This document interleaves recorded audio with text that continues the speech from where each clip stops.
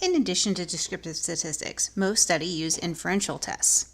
There are a lot of options to choose from depending on the purpose of the research and the type of data, but many of those options have things in common.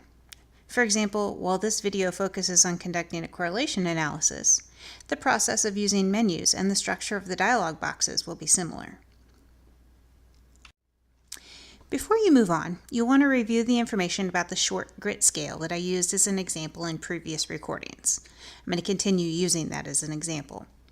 You might also want to review the SPSS guide for the correlation. As I mentioned, I'll continue working with the example data set from the short grit scale that was used in those examples. Thinking about this in terms of the other steps we've learned about, we would need to have prepared the data file for analysis, including computing scale scores.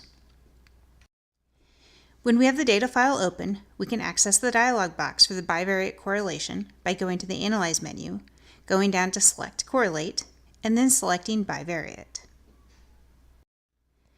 The dialog box for the analysis will look like the one on the left in this slide, with the variables listed in the box on the left side. We can locate the variables we want to analyze in that list and click to highlight them, like you see in the center box. We can select more than one variable at a time by holding down the Control key. Then we click on the arrow between the two boxes to move the names of the variables into the box labeled Variables. That'll look like the box on the far right-hand side of this slide. Two important things to note at this point. First, remember we typically analyze scale scores rather than individual questions, so that's part of the reason I selected what I did in this dialog. Second, you can select more than two variables at a time.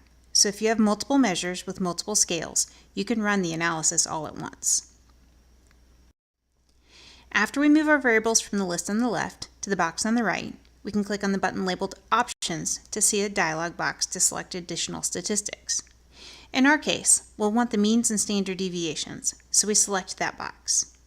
When that's done, we can click on Continue and then click OK in the main dialog box.